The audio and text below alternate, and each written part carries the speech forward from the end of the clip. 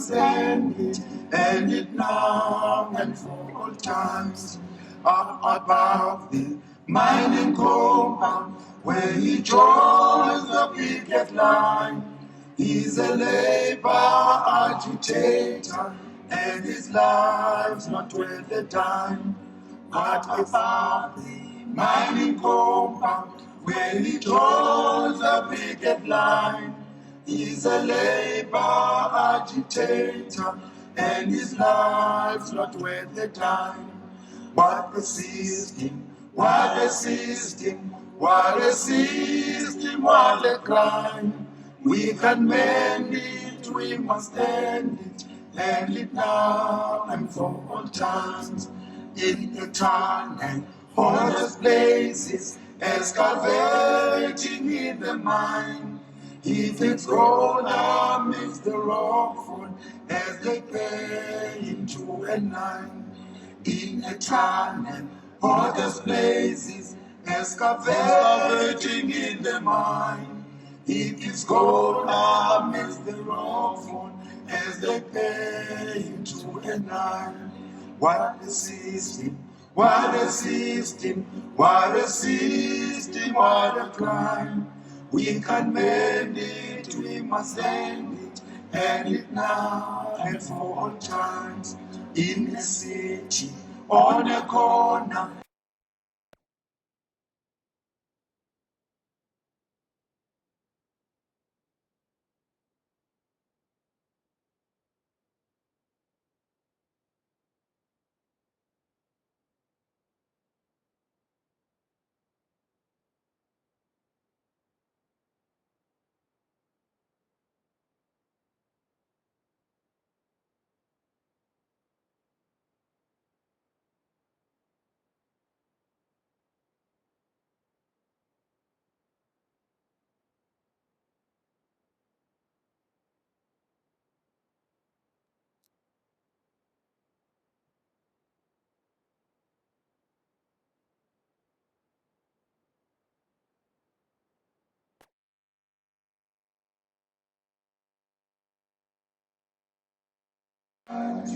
Up above the mining compound, where he draws a picket line.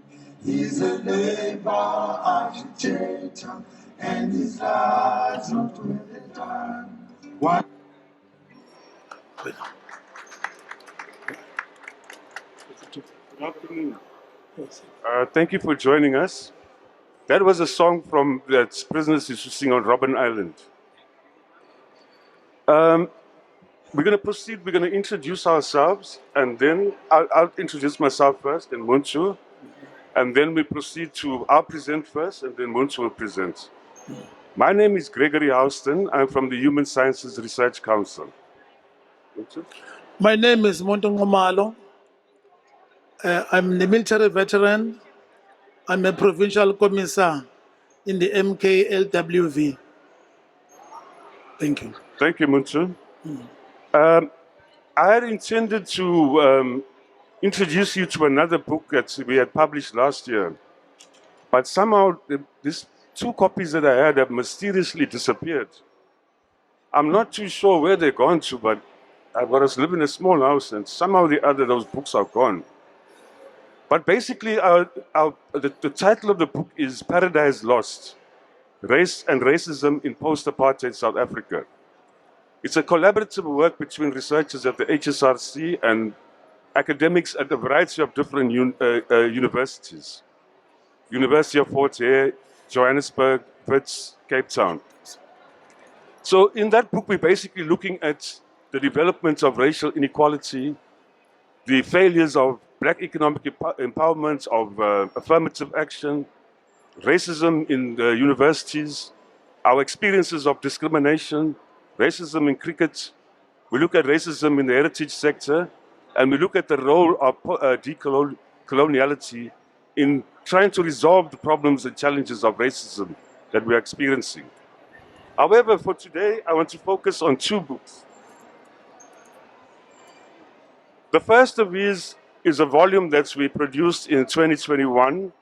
It is co-edited by Vasu Reddy, Nania Paule Muller, Heather Teinsma and Maxi Skuman. It is called The Fabric of Dissent, Public Intellectuals in South Africa. Earlier this year, we released the second volume.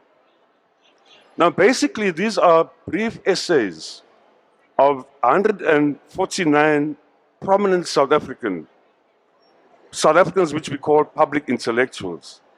Now, on our way here, we're arguing about a definition of a public intellectual.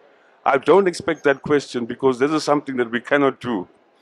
We look at various ways in which the idea of a public intellectual is treated by various scholars. For instance, Edward Said. We look at Frans Fanon, how Antonio Gramsci uses the term public intellectuals. And we try to look at various characteristics of what makes a person a public intellectual.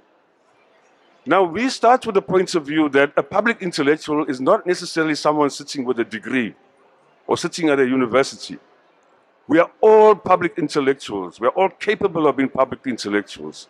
And we operate in different arenas and spaces in which we are public intellectuals. So the 149 people in this book here will include some that not everybody will see as a public intellectual. For me, the defining characteristic of a public intellectual is somebody who gives their entire life to a particular cause, is selfless, and is not doing things in his own self-interest. In other words, if you are leading an organization for homeless people, once you get a house and you disappear, you're not a public leader. So it's people who do things in the interest of a public, irrespective of what that public is. It could be a public of homeless people. It could be military veterans.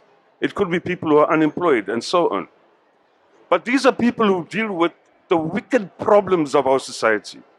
They deal with issues such as racism, poverty, unemployment, globalization, environmental issues, gender issues. So these are people who take up a cause and they make a stand for it. Now, the 149 people here include people from Charlotte Maxeke, who is the first one, the oldest one, down to, I think we have Lester Messing. What is that? That puppet, the puppeteer. We have Trevor Noah, we have Nelson Mandela, of course, we have Phyllis Naidu, we have Alan Paton, we have Masisi Kunene. Each one of these is a small essay, about 4 pages in length, averaging 4 pages, 2,000 words, in which we look at the biographical background of each individual to identify the factors that account for the actions and the contribution they make later in life. And then we look at the contribution they make, and we conclude with the factor, the overriding factor that accounts for that particular individual being a public intellectual. Now, any one of us can be a public intellectual, but there are certain characteristics you got to meet. And we hope that by portraying these various individuals in the way we have, that we can teach people what it is to be a public intellectual. Now, in a sense, these public intellectuals are shining lights in a country that is under so much darkness. We are literally living in darkness with load shedding, etc. These are people that we can become. We can become, any one of us can be a public intellectual. These are people who give us examples of what it is like to be a public intellectual, what this country has produced, and what we can produce. There are literally tens of thousands of public intellectuals in South Africa. And the decision to put these 149 was not an easy one. We do not agree that all of these are public intellectuals in here. I am very angry some of them are included. But others felt justified in our editorial committee that these are public intellectuals. So the idea of a public intellectual is very contentious. It is not easy to define because people have different ideas of what is a public intellectual. Somebody who speaks truth to power. Someone who is struggling for a particular cause. Someone who writes in the interest of a particular public. Someone who leads, like Nelson Mandela, who spent years, who sacrificed for an idea, for a cause. So the idea of a public intellectual is something that we need to provoke thinking about, something that we should aspire towards, something our kids should aspire towards. And we are hoping that these two books actually provoke thinking around what I am as an individual. What am I doing? Am I doing something in the public good? Am I a public intellectual? I then want to draw you to our attention to a project that we are dealing with. Since 27, the Department of Military Veterans has commissioned a team at the Human Sciences Research Council to enhance, edit, and publish manuscripts submitted by military veterans. Since then, we published 11 manuscripts that you will see here. We have since released 4 in the past 2 months. We are working on another 3, one of them which is Muntu's. Muntu's book is also here. He's got a collection of poetry that we are now putting together, and there's 2 autobiographies. I'm going to hand you over to Muntu.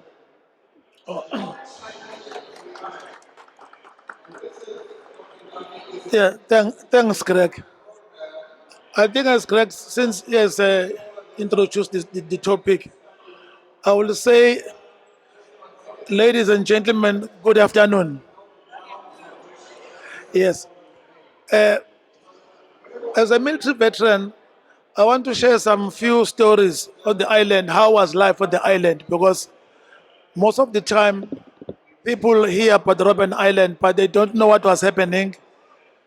And most people in South Africa know one person from the island, which is Nelson Mandela. Besides Nelson Mandela, nothing else is being said, even on the media. Yet there were hundreds and thousands of people that lived on the island in different epochs. So I'll talk about detachments because myself, I'm part of one of the detachments. You know, in the army, we have sections, the detachments.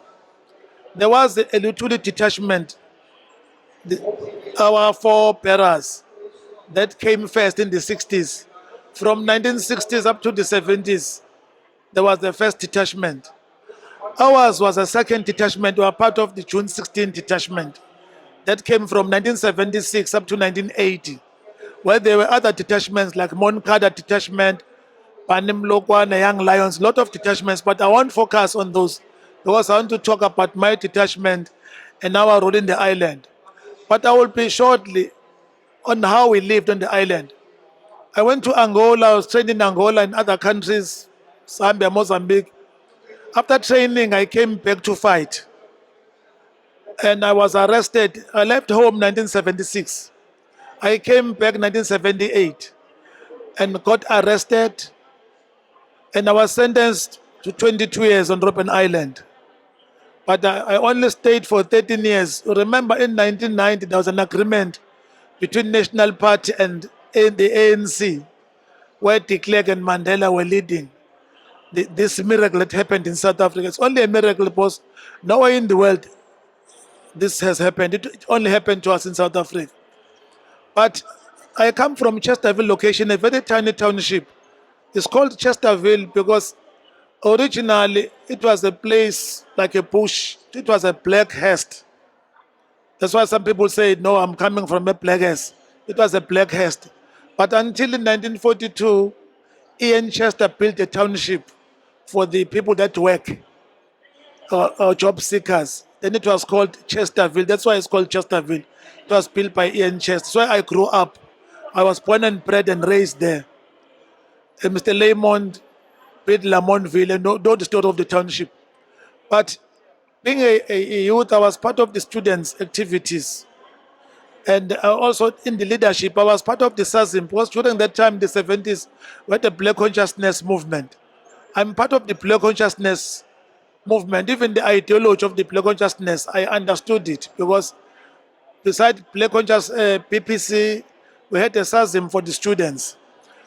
But just to fast track, when I came to the island, I want to talk about the exile. It's a long story. I can talk the whole day about our life in exile because it was terrible. I mean, if I can tell you that you are washing our bodies on the river every day, that river was infested with crocodiles. we must first shoot the crocodiles before we get the bath. And we're given bath for 2 minutes, not more than 2 minutes, because others are watching the crocodiles before, you get swallowed by the crocodiles. But there's an anecdote I always share with some comrades when I talk, that during our training, there's what is called the tactics. When you do the tactics, some people understand. In the military, when you do the tactics, it's like running or walking from here to Pietermaritzburg on foot in the evening and coming back. So we're doing the tactics. We jump, we go to the fire, we swim, we do everything. And when they say take cover, it means you must dive down. I took cover. Our commander, he was the only person that knew the route where we're going. We all did not know the entire section. Then he said to us, he gave us instruction, take cover. Then I took cover. When I took cover, I slept under an object. I thought it was a tube of a car. It was a very big snake.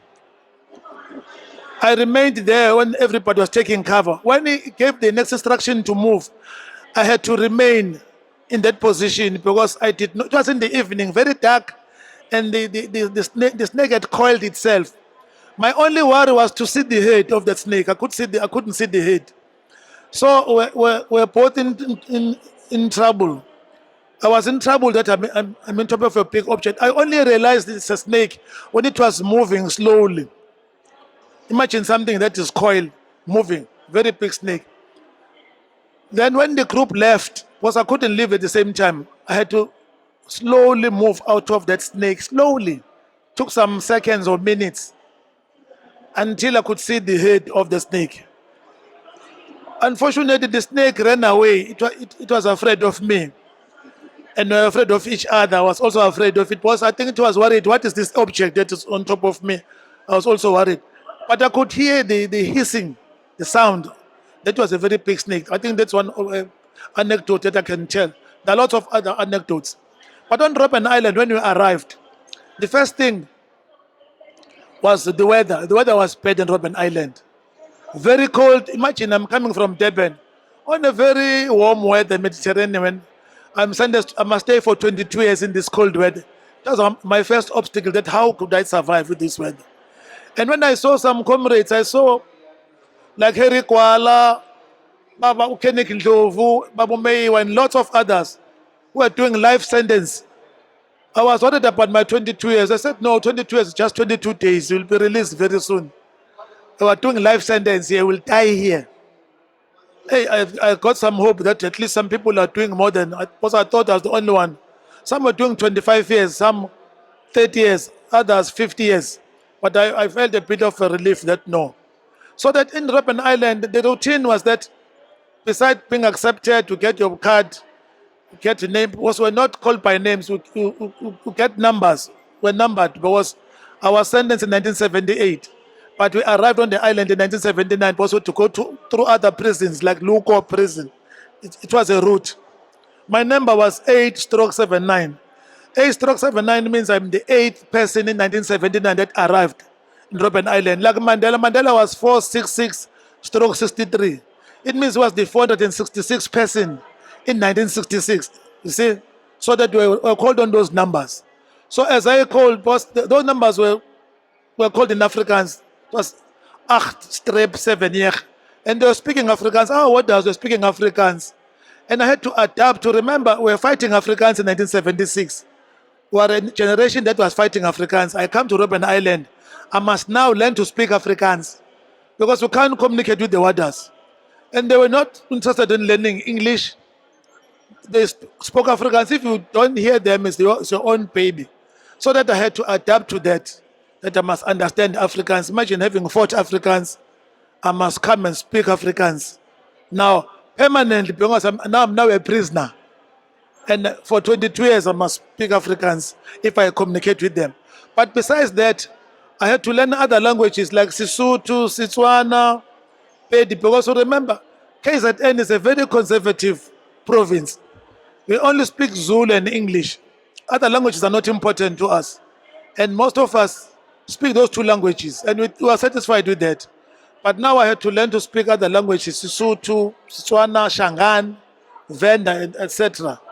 And that was a very difficult situation because I had to adapt to that. But in a few years, 3 to 5 years, I had friends that were speaking different languages. One of my friends was speaking Venda. I had to communicate with him in Venda, in Shivenda. One was speaking Shangan, one was speaking Xhosa, one was speaking Pedi. So that you adjust. In one day, you speak 4 to 5 languages. You get used to that. Then we had a common language in the island where we had some terms that coined the language, like a taxi and a bus. A taxi don't mean a literal taxi.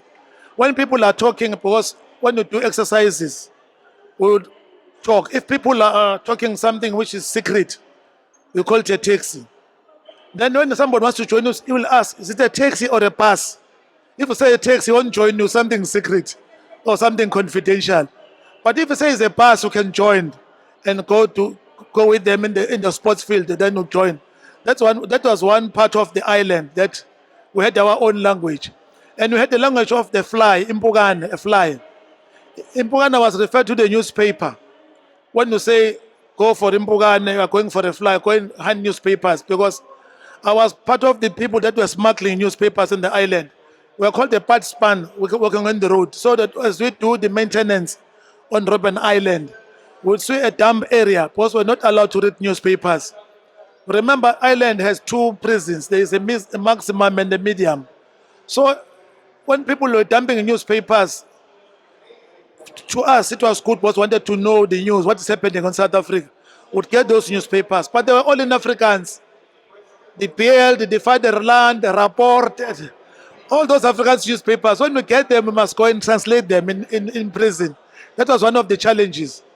One day I was caught up with these newspapers because we were smuggling them. It was illegal.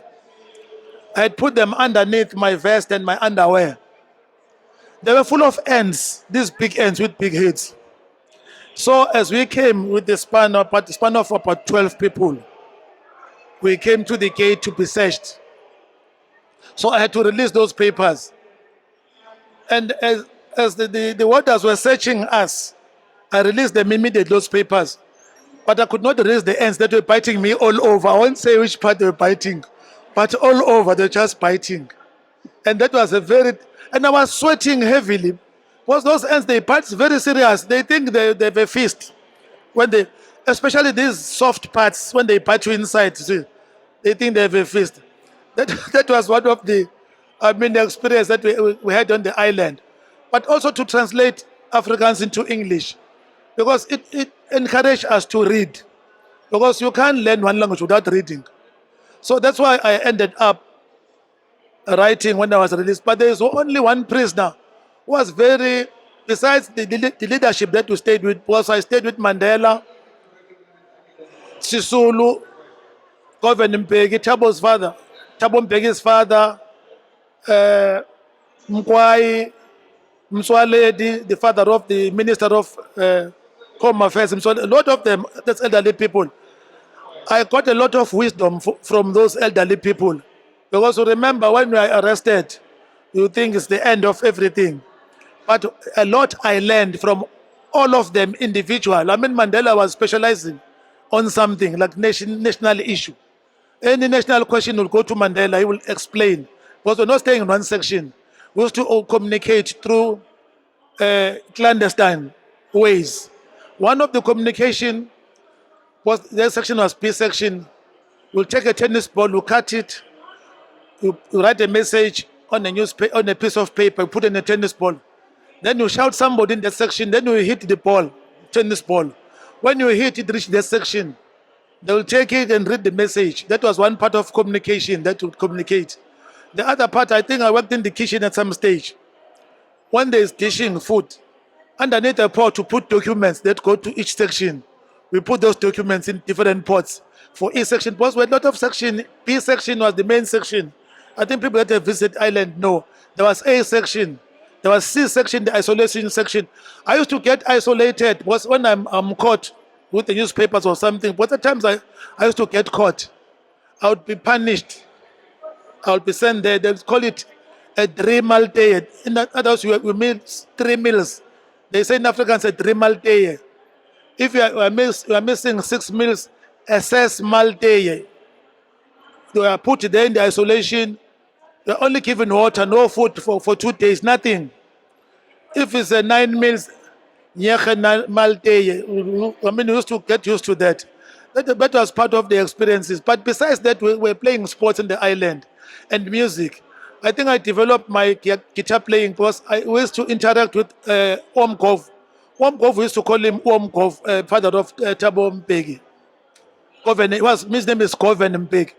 So we'd play guitars, but I was playing guitar, I was playing a classical guitar, I was playing this acoustic.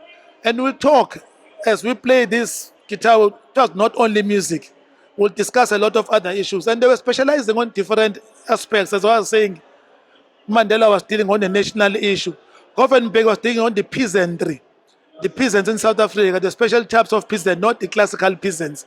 He will explain that what are the peasants, why in South Africa we have this type of peasants. But in terms of documents, they used to write documents and send them to us in different sections. We'll discuss. One document will be 59 pages or 79 thick document that will be reading for the whole week and discuss and bring back our responses. But what used to happen in the island, we had a special class in the morning because prison used to open at 7 o'clock and close at 5 o'clock. The routine was that when the prison opens, you go and do some gym, do some jogging, then you go and dish. Then some will go with the groups of work, spans. With span, with both group, different spans. When we come back again, before the prison close, we'll dish. So what used to happen on those spans, we also discuss politics. We're discussing politics day and night, every day. And there's nothing that we would discuss. If there is a coup in any country, we would analyze that coup. What does it mean? Take, for instance, there's a war in Ukraine and Russia. We would analyze what does that mean, what is happening. And with some experts would unpack it. In Niger, there is a coup. In Mali, there is a coup.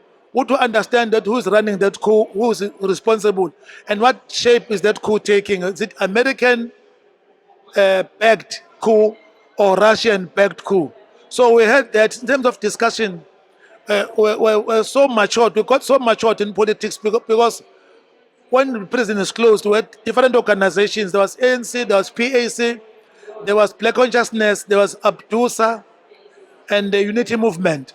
And we all have our corners. ANC had its own corner, PAC.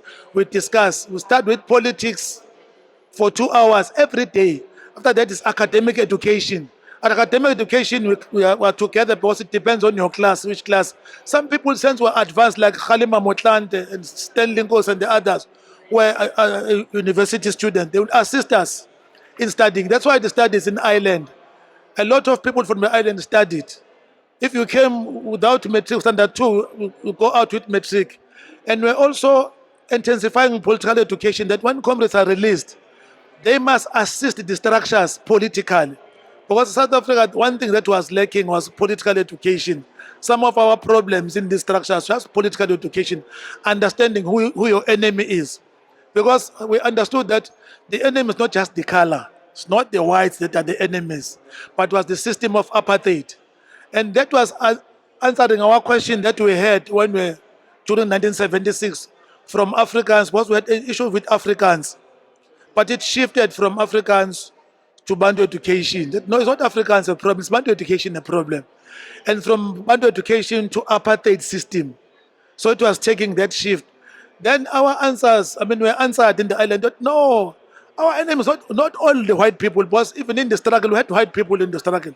Even in the MK, I mean, we had white people. We had Derek Hanekom, we had Barbara Hawk, and some that got arrested. Some were never arrested. Some were working inside the SADF. I think that one is an obvious thing. But we learned that it's not the color inside the post. The ANC had this non-racial police that were not fighting the color of a person, were fighting the system. I think these were some of our lives in Robben Island. But besides, we learned sports. I learned to play rugby for the first time. Rugby in Natal, we never played rugby. Remember that in Natal, when we grew up in the townships, there was no rugby. I was questioning this type of sports. It had a double pole. I only knew soccer with one pole. Then how do you score on top? You see, but we started playing sports. A lot of things, even interaction with other people that don't think like you. And also we learned to be tolerant. political tolerance. And if you look at people from Robben Island, all over, you could see they're just different. They're not special, but they're different. Because we learned a lot on the island that we must learn to be tolerant, political tolerance. Some people, they don't even have a religious tolerance. Some even families, they're not tolerant. So we learned a lot of tolerance that no, we must learn to tolerate other people. A person that does not think like you, get that person's views, engage with that person. Don't say because I disagree with you, to hell with you.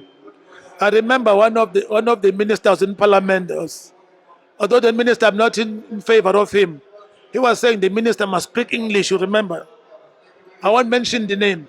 He was said, no, we don't want to say people saying wang, wang, wang, wang here. And I won't say who's that minister. We all know that minister. You see. But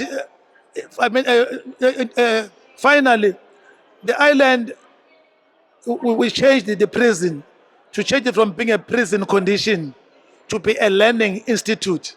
That's why Robben Island is taken as an institution. And there's a poem I wrote about Robben Island. Because it was built for torture. It was built to destroy us. It was built to divide us. There was an office called Census Office. When you receive a letter from home, they first read it, the orders. If there is anything political, they will cut the letter. At times you get a 5-page letter. It's 1.5 pages. The rest is cut. But there's political discussion. It was Census Office. A very terrible office. It was a notorious in Robben Island. I remember one day I used to get messages. My father passed away when he passed on when I was on the island. I got a telegram. There were telegrams at that time. I was playing sports. It was Saturday, a sports day. We were happy. Our team was the Boys. The name of the team, the Boys. So we used to play this song, The Boys Are Doing It. You know, the elderly generation know it. So I said, Boys Are Doing It, just dancing. I was called. Water came to me and said, Waar is 8-7-9? That's why is 8-7-9 was me. They said, no, you must pay census kantoor gaan. Must go to the census office. I went there. I got a telegram. I think four words. Your pa is what? My father was late. They said, no, they gave me. When I look at this, your pa is what? They said, no, it's what? I must go back. You. I got so frustrated. I felt bad. I mean, it was the treatment that we were getting. At times, when we get arrested with something, because I was doing 22 years, I never minded to get arrested again. I said, I can't get a sentence more than 22 years. So that's why I was part of the smuggling of newspapers, doing all the what was termed illegal activities. But one thing that was also very painful on Robben Island was visits. Visits were quoted. And at times when a person speaks to you, talks politics, they just close the visit. Imagine a person from KZN to Western Cape has traveled with bus or a train. You speak for 5 minutes, then they close the visit. When they close the visit, it was very painful because they decide when they do that. It was at their discretion. They will take their file because we all had files. They will write in Afrikaans in your file, slechte prognose. Now that was bad prognosis. Then when they are called at the census office, they show your file. Jay, just slechte prognose, Jay. And when you ask, even the order to won't understand what is that slechte prognose, or the security would write that. When they say the slechte prognose or the bad prognosis, we are not going to get visits for 6 months. We are not to get letters from home for 6 months. People will get letters. And when people read letters, they're excited, they tell you what they are saying. You are staying there, not reading any letter. So there was what we call the television. Television, you don't mean the real television. We'll say when the prison is closed, after supper, you get your blanket, a gray blanket, you cover yourself on the head. Then you're on the TV. You are thinking now, analyzing. Sometimes you analyze until you sleep. And they say, oh, we are on the TV. We used to say on the TV. But on the island, one thing that we used to fight for our rights, because we'll do a go slow, won't go to spans, and we'll go on a hunger strike. One thing that was very, very painful was a hunger strike. Because we'll stay without food. Some days we stayed for 5 days without food. Some days 7 days, some days 18 days on a hunger strike. So as we're demanding our rights, we won, but we also got hit because your stomach feels it, your body feels it. I remember on 1986 when we fought was for the televisions. We won, we got TVs, the real TVs now, not the blanket, the real TVs. When we got the real TVs, we saw television for the first time in 1986. The TV was closing, I think around about 10 o'clock. My name was Ganon. So in the cell of about 21, we watched the TV until 10 o'clock. Then it switched off. There was this watch. We did not know it's a watch. We were still sitting there watching that thing. The watch was going around until 20 past, half past. Just sitting looking at this. What was the first time? And other comrades shouted at us, "Hey, no. What is happening there?" I said, "No, we're sitting." "What is in the TV?" I said, "No, there's a watch." I said, "It's finished. Go and sleep." Then I took away sleep for the first time. That the TV stories. And there's another story by the old man, may his soul rest in peace, Robben, Tabo's father. When they got TV in B section, they were watching the TV. In sports, when somebody scores a goal, they show this slow motion twice or thrice. So Robben, Omgov said, "This man is scoring for the second time. They're not marking him. He's scoring for the third time. Why are they not marking him?" Then this comrade that had arrived fresh in the island said, "No, Omgov, it's a slow motion." So slow motion was that you did not know the slow motion. I think these are some of the anecdotes on the island that for the first time we knew that slow motion. So that when the person scores, he will come again and score. But he said, they're not marking him, you see. So these are some of the stories. But I think for the sake of time, I won't tell all the stories, but I have books.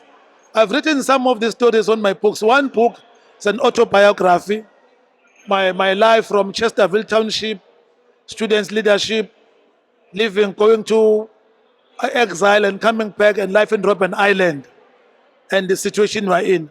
One is, this book is called Still We Rise. There's a table there that will see this book, Still We Rise. The other book is a poetry book. It says, "This world, in this world." It's the title of the book. Kusemhlabeni la. I've written a lot about, but I've written poems, love, Christianity, COVID-19, corruption, witchcraft. I've wrote a lot about this. But there's one poem that I would share that talks about the island. Only that, then I think I'll finish. I'll give back to Craig before our time is up. Because we still have some airtime. Time is good to have airtime. Look at this. Still have some airtime. There's a poem I wrote. I won't talk about Mandela. Everybody knows Mandela. There's nothing new that I'll tell you. But there's a poem I wrote about Robben Island. What it was meant to us and how we changed it. I'll read that poem. Let me get my spectacles. What are my spectacles?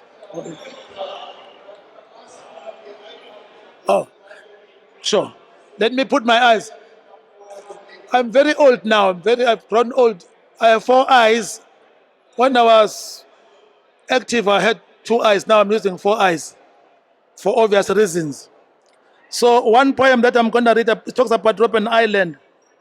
Besides what I've shared with you, the stories, I'll read this poem. It says, "Robben Island, the pride of our heritage." I'll read this poem then and keep back to you. "You who shall emerge from the floods, think when we speak of our weaknesses, and also of the dark times that brought them, and also of the dark times that brought them forth. Robben Island Museum, who are you? You are the offshoot of your father, Robben, a Dutch who claimed to have found you. Were you built for torture, persecution, or the killings? How many strugglers, kings, chiefs, and freedom fighters that were swallowed by you? Robben, your father was a Dutch descendant. The colonizers of South Africa in 1652 brought all the misery and poverty that we find ourselves in? Why did you kill the slaves, the lepers, the mentally disturbed people? What are you doing with those graves? There are graves on the island, lot of graves, and their families. Your history leaves much to be desired. You are Hitler's disciples, a fascist, a warlord, and a mass murderer. Your metamorphosis became visible when you changed from a concentration camp to a prison. Where are the African prophets and chiefs that you swallowed? Where is Makanda? Nxele?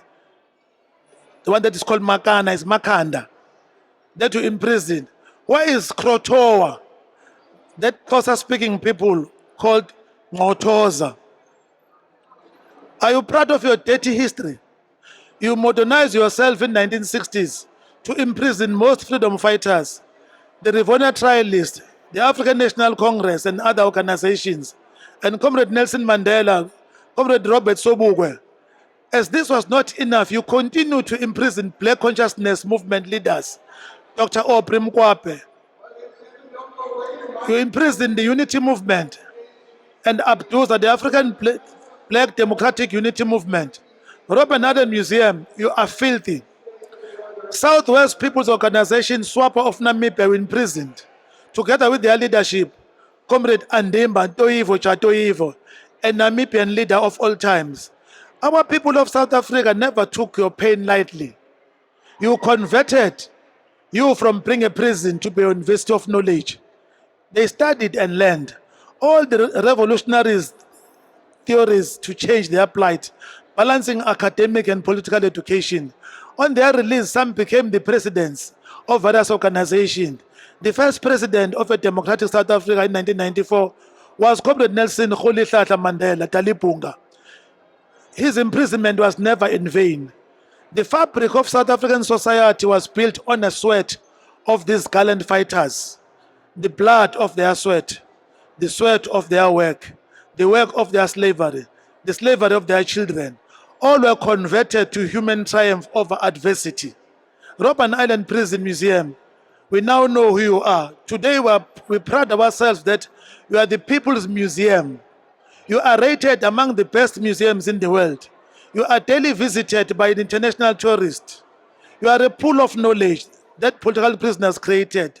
The blood of the martyrs that you sucked has watered the tree of freedom. Robben Island Museum, you are the pride of our heritage. Thank you.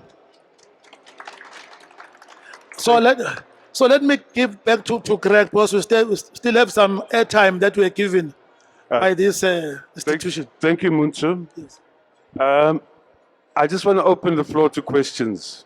If we have a few minutes. Yes. Sure. Oh. So, Thank you. I just wanted to know, I read about Makanda, yes. Makanda, Yes. who escaped from Robben Island. Yeah. Was there a renaming of the island, calling it Makanya Island? Have you heard about it? And then, from where we stand on the shore in Milnerton, you can see the island. And because he swam across, that was what the literature said, that Makanya swam in an attempt to escape the prison. So could you see the shore from where you stood, and were you ever tempted to follow, the path of like freedom in that way? Okay. Another question. Yes. Just note the question. No, you got to answer. Oh, okay. No, I think thank you for telling your story. Yeah. I think it's very important. I just want to ask a question around what you feel now. After the pain and the freedom, do you actually, considering what's happening in the country now, how do you actually feel? Okay. Okay. Yep. Okay, no, I'm writing. A third question. We'll take three at a time so that we answer them. Okay. Excuse me, if somebody is asking a question, just say your name and institution so that you understand. Just say your name and the institution that you come from. Sorry, there's no MC. All right. Okay. Greetings, everyone. My name Yeah. is Refilwe Jabi, coming from the Institute of Africology with Dr. Ngidi. Thank you so much, Mr. Umalo, for actually portraying such a very fundamental story that you've been through. You know, some of the people that you're with were not alive, but thank you that actually you're sharing the history because, you know, as we grew up, history is being changed. So it's good to hear from the horse's mouth. Just a quick question. I'm a because a born free or freeborn. I'm sure you know my age. So so I just want to know the core reason why you were arrested. Not only you, but our existing and our leaders were passed on. The core reason why they were arrested is because of the fighting for the rights of Africans, or there was a system that made you actually arrested and go to the island. Thank you. Okay. Okay. Oh, thank you. Usually, I don't answer questions. I respond to questions. I don't answer because you might not be satisfied. But I'll respond to these three questions. The first one was Makanda. Well, it's not Makana. The real name is Makanda. We're doing the people's history. We're correcting all the wrong things that we're saying. I think some people could not pronounce Makanda. They said Makana. He was a Ngele.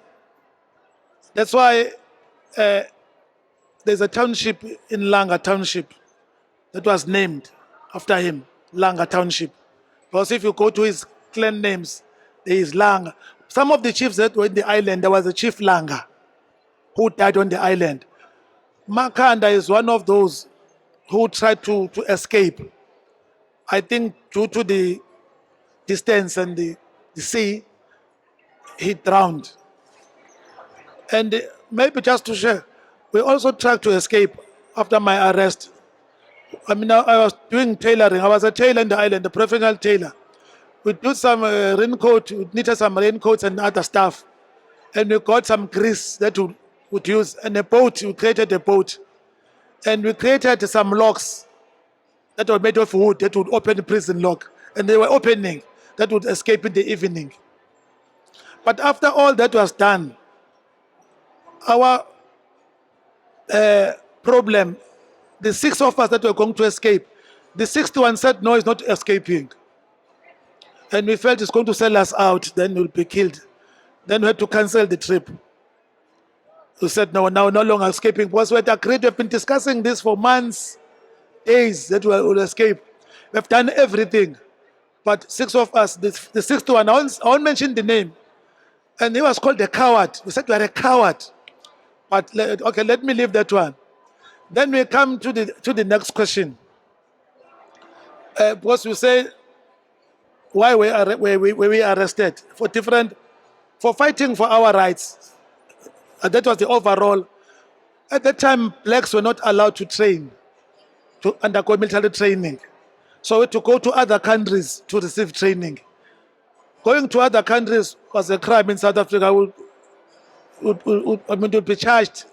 It was a separate charge. It was a 5 years that we have gone to other countries without a valid document.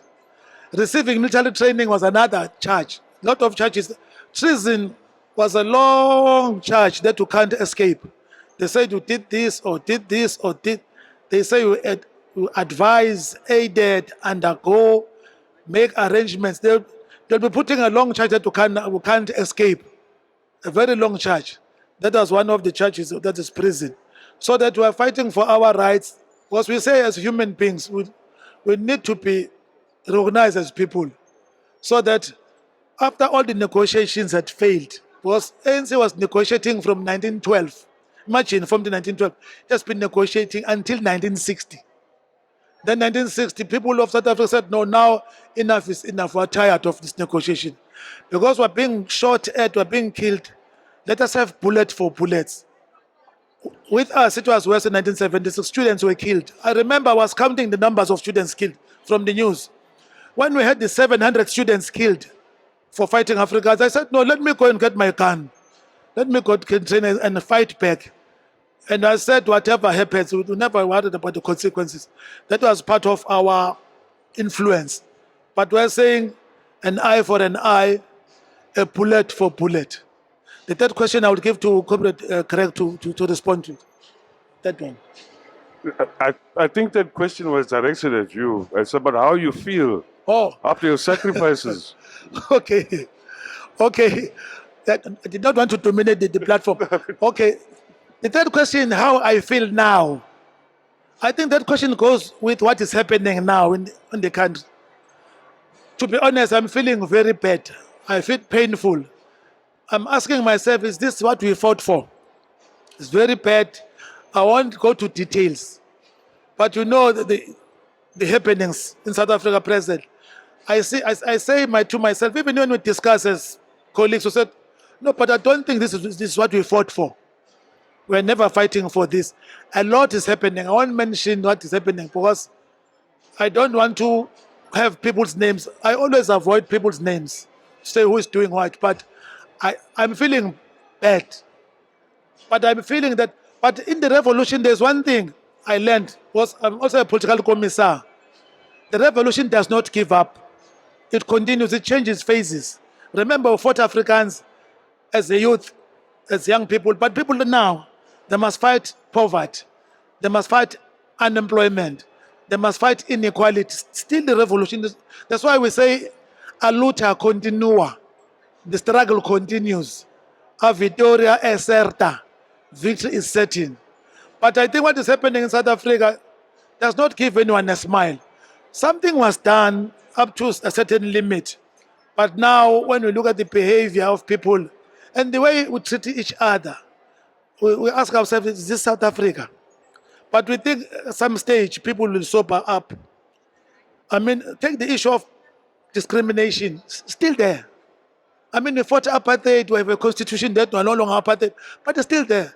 Some people, when they see other people, I used to observe when I was working for a department, when they had a braai or a party, you see the groupings, Africans alone, whites alone, coloreds alone, Indians alone. I said, apartheid is still a problem. Still have the hangover, what is called papalas in Sizulu. Still have the papalas of apartheid.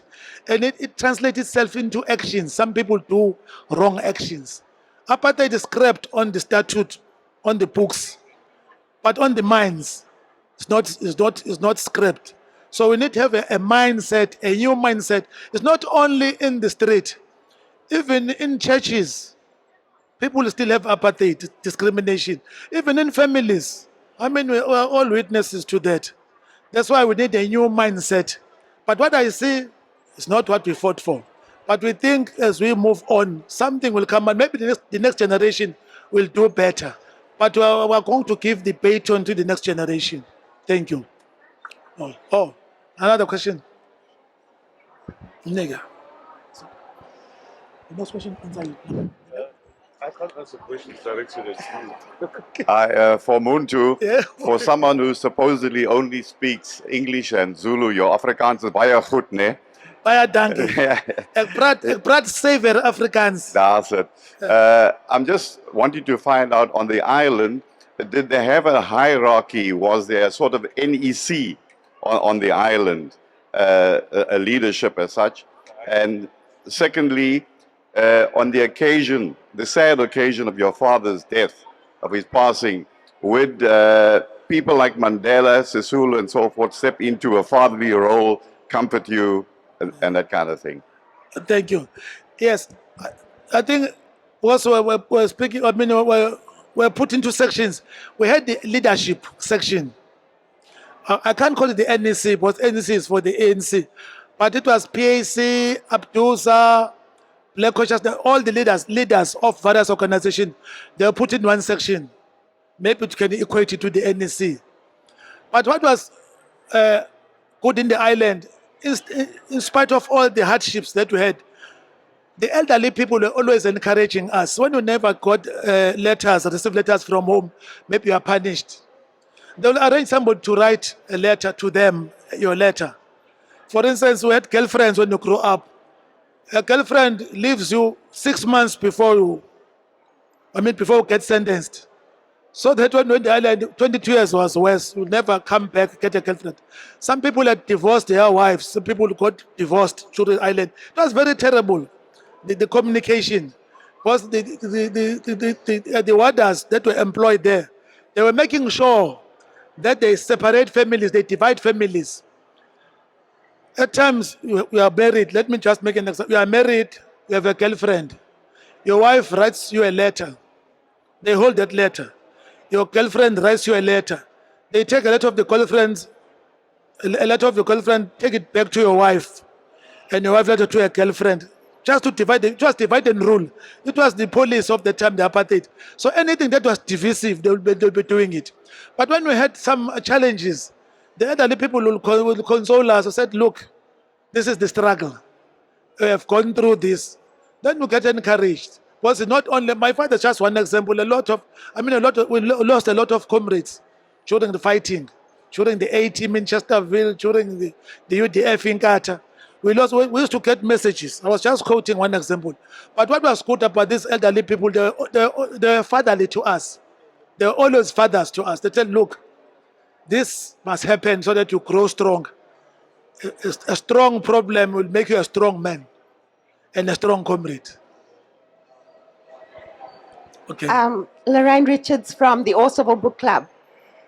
Condolences on the circumstances in which you received the news of your dad's death. Sure. Thanks, how old were you when you arrived on Robben Island, and while you were imprisoned? We have an Alan Pierce from Operation Butterfly from Wentworth. Yes. That he arrived there while you were in prison. Thank you. Yes, I think Alan Pierce. I was also in the funeral. Remember, we came to the comrades were arriving. Robben Island never had a fixed number. People were getting arrested, sentenced, different sentences. Some were going out, some coming in. So we had that processes. Alan Pierce was also a good friend of mine. I remember he was speaking a bit of Afrikaans, but I was speaking more Afrikaans than him. I was speaking a bit of Afrikaans. And he got shocked that I'm speaking Afrikaans from KZ. And I said, look, we fought Afrikaans, but now we're forced to be part of Afrikaans community. Western Cape, majority speaks Afrikaans, that majority. Because besides that being arrested, when I got released, I also work on Robben Island. Some stage, I work on the heritage program that I won't talk about it.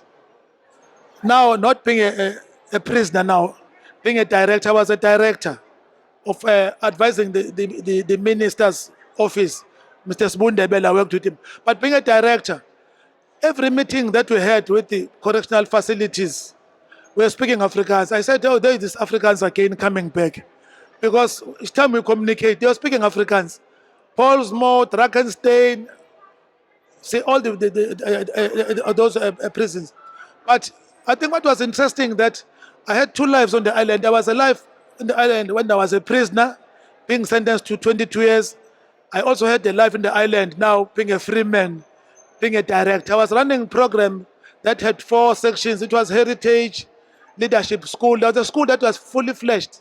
Leadership School, Hydroponic Farm and Skills Center. Unfortunately, I had to leave the island for some reasons. I was asked to be excused. I left the island. I mean, at times when you get fired, you don't say I'm fired. But when you was excused, when there is nothing that is following you or hanging over you, that's why I was asked to be excused before the project was completed. But I also had life, to enjoy life, being a free person now, no longer being a prisoner on the island. Thank you.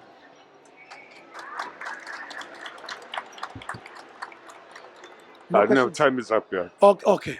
Thanks so much. Yes. Thank you. Thanks so much. Thank you so much for listening. You took your time to come here.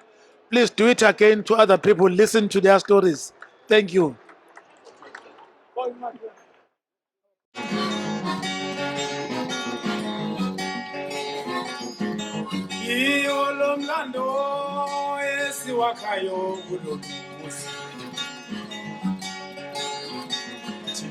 Iwo lomlando siwakhayo kulo muzi. Sibambaneni webakwethu wemaduku, sigcineni amasiko ethu wemaduku, size sishiyela misa. Asiwagcineni amasiko ethu webakwethu, thina siwagcineni amasiko ethu webakwethu, size sishiyela abantwana.